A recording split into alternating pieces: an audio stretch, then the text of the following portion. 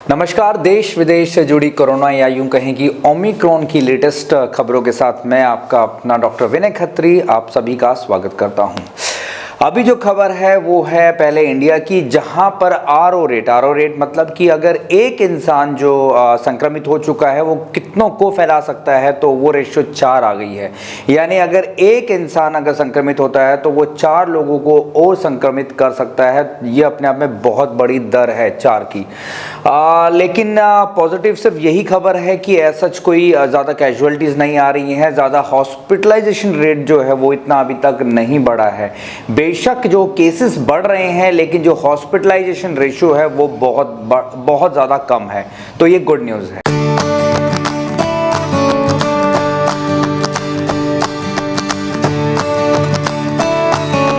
America की एक firm Nomura इसने जो है सर्वे किया है और इसने ये कहा है कि आने वाले दिनों में इंडिया में per day 30 lakh positive cases per day आ सकते हैं।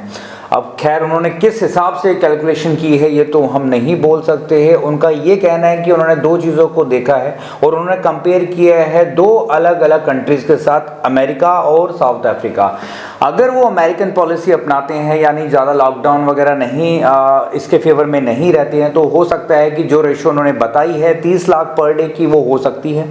लेकिन वहीं अगर वो लॉकडाउन लगाएं, रिस्ट्रिक्शंस लगाएं, सारी बाउंड्रीज जो उन्होंने साउथ अफ्रीका में लगाई देखी है वो अगर इंडिया में भी इंप्लीमेंट हो तो शायद ये दर कम करके 7,40,000 पर डे तक फिर भी इतने पेशेंट्स पॉजिटिव आ सकते हैं। खैर ये तो आने वाला टाइम बताएगा कि हमारी गवर्नमेंट क्या पॉलिसीज लेके आती है और कौन से प्लेटफॉर्म पे वो बाउंडेशंस या जो भी रिस्ट्रिक्शंस इंप्लीमेंट करनी है वो करती है। ये आने वाला खैर टाइम ही बताएगा। अगर लास्ट 24 आवर्स की बात करें तो ऑल ओवर इंडिया से जो पॉजिटिव केसेस आए हैं वो है 1,41,986, जो लगातार आप ही देख ही रहे हैं कि किस तरीके से ग्राफ जो है ऊपर की तरफ जा रहा है और टोटल 285 जो है डेथ्स रिकॉर्ड की गई हैं। अब बात करते हैं ऑल ओवर एक इंडिविजुअल स्टेट्स की, तो दिल्ली में लास्ट 24 घंटे में 20,187 केस पॉजिटिव आए हैं और 7 डेथ्स जो हैं रिकॉर्ड की गई हैं। यूपी में 6,411 और 6 डेथ्स यहाँ पे भी रिकॉर्ड की गई हैं। उत्तराखंड में 1,560 केसेस जो है पॉजिटिव आए हैं लेकिन यहाँ पर कोई भी डेथ अभी तक नहीं हुई है। हरियाणा से 3,541 पेशेंट जो हैं पॉजिटिव हैं और यहाँ पर भी पहली 2 डेथ्स जो हैं वो रिकॉर्ड की जा चुकी हैं।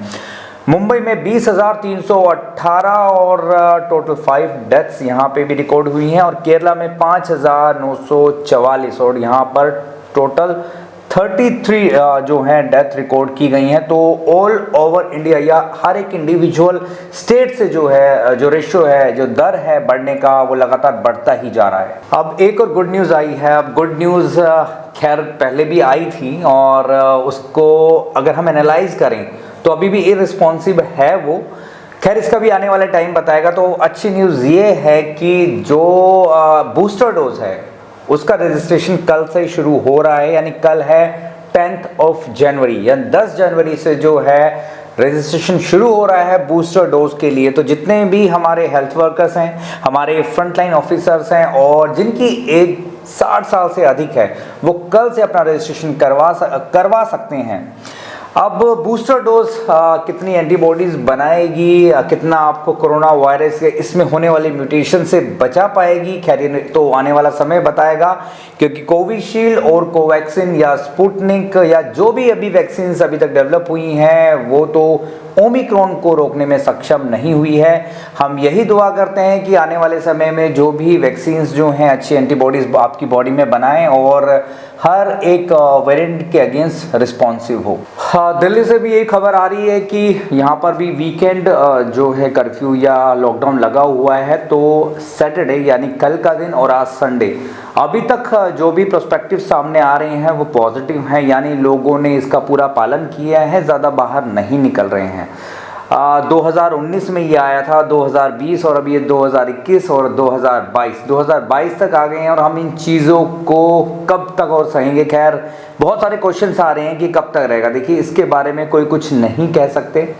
ये म्यूटेशन जब तक रहेंगी हमें अपने आप को प्रोटेक्ट करके रखना है। और कहते हैं ना कि आपकी सुरक्षा आपके अपने हाथों में ही है, इसलिए हाथों को ही बार बार धोएं और थोड़ी 6 गज की दूरी है ज़रूरी, इसको अपना लाइफ का ये नहीं मूल मंत्र बना लें, क्योंकि ना सिर्फ इस वायरस के अगेंस्ट बल्कि कोई भी अगर वायरस होता है तो उसके अगेंस्ट जो एक प्रोटेक्टिव जो फंडा है वो यही है कि आप दूरी बनाकर रखें। मार्केट में बहुत सारी एंटीवायरल ड्रग्स हैं, जैसे मैंने कल बताया था कि मोलनुपिराविर है, अब इससे पहले जो लास्ट ईयर आई थी वो थी फेविपिराविर या फेविप्लू, और आइवरमेक्टिन है, और भी मल्टीपल जो है एंटीवायरल ड्रग्स हैं। तो सभी के क्वेश्चंस आ रहे हैं कि हमें कौन सी मेडिसिन जो हैं वो लेनी चाहिए और किस स्टेज में किसको इंट्रोड्यूस करना चाहिए। देखिए बड़े कॉम्प्लिकेट है, हर किसी के अंदर लक्षणों के आधार पे ही या जो जो पैरामीटर्स होते हैं, हम मेडिकल टेस्ट वगैरह कराते हैं पहले, अगर किसी भी वैल्यूज में अगर हमें दिखते हैं कि पर्टिकुलर फ्लक्चुएशन आ रही है तो उसके अकॉर्डिंगली हम किसी मेडिसिन को इंट्रोड्यूस करते हैं। बिना प्रिस्क्रिप्शंस के और बिना किसी गाइडलाइन के आप किसी भी दवा का अपने आप सेवन ना करें। लास्ट जो पिछला लॉकडाउन था डेल्टा के केस में भी ऐसा देखा गया था, जब लोगों ने क्या किया था कि अंधाधुंध जो है स्टेरॉइड्स लेना शुरू कर दिया था। इससे क्या होता है, जब आपको जरूरत नहीं है, आपकी बॉडी खुद से एंटीबॉडीज बना रही है, लेकिन आपने क्या किया, आपने स्टेरॉइड वगैरह जब ले लेते हैं तो जो नॉर्मल बॉडी फंक्शनिंग होती है वो हैम्पर होती है, तो इसमें जो है नुकसान आप ही का है। तो कभी भी ऐसा ना करें। और इसके अलावा फिर देखा गया था कि बहुत सारी जो है जैसे म्यूकोरमाइकोसिस आ गया था, yellow fungus, white fungus, black fungus, तो उसने भी बहुत लोगों को परेशान किया था। वो सिर्फ और सिर्फ इसीलिए कि बहुत ज़्यादा जो है रेमडेसिविर या फिर इम्यूनोमॉड्यूलेटर इंजेक्शन थे, आइटोलिजुमाब या स्टेरॉइड्स का बहुत ज़्यादा इस्तेमाल किया गया था। इसीलिए इस बार ये भी बोला गया है कि लोग जो हैं या हमारी जितने भी मेडिकल एसोसिएशन ने ये बोला है कि इन मेडिसिन का कम से कम प्रयोग हो, let the immunity of the individual work by itself.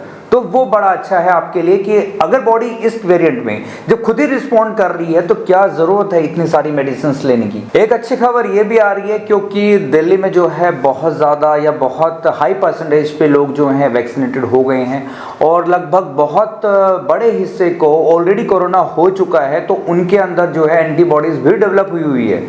तो हम जो ग्राफ देख रहे हैं वो ग्राफ है कि पहले ऊपर जा रहा था लेकिन अब थोड़ा स्लाइटली बेंड हो रहा है। तो ऐसी प्रेडिक्शंस भी है कि ज़रूरी नहीं है कि यहाँ पर 50 या 60-70 हज़ार पर डे पॉजिटिव हों। ऐसा लग रहा है कि आने वाले एक हफ्ते के अंदर मैक्सिमम जो है 30-35 हज़ार तक पर डे पॉजिटिव हो सकते हैं, और उसके एक हफ्ते के बाद जो है ग्राफ ऑटोमेटिकली डाउनफॉल उसमें होने लगेगा। तो ये भी एक अच्छी जो है प्रेडिक्शंस निकल कर आई है, सर्वे निकल कर आया है।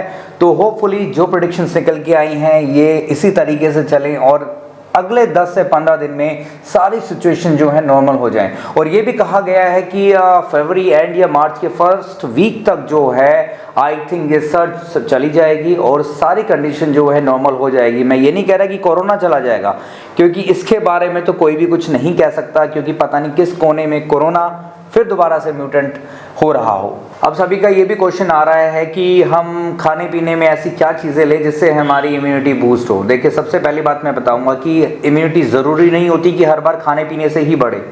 आपकी मेंटल स्टेट जो होता है ना वो बहुत बड़ा रोल प्ले करता है आपकी इम्यूनिटी के लिए। फॉर एग्जांपल जब हम खुश होते हैं तो जो हैप्पी हार्मोन है सेरोटोनिन वो ज़्यादा रिलीज होता है। जब आप स्ट्रेस नहीं होते हो, जब आपको टेंशन नहीं होती है, जब हैप्पी होते हो, कूल माइंड में होते हो, तो उस टाइम जो है ये सेरोटोनिन या हैप्पी हार्मोन है आपकी बॉडी में ज़्यादा बनता है। और जितना ज़्यादा सेरोटोनिन बनेगा, जितना ज़्यादा ये हैप्पी हार्मोन बनेगा, उतने ही आपकी जो बॉडी का इम्यून सिस्टम है वो अच्छी तरीके से रिस्पॉन्ड करेगा, उतनी ज़्यादा एंटीबॉडीज़ बनाएगा।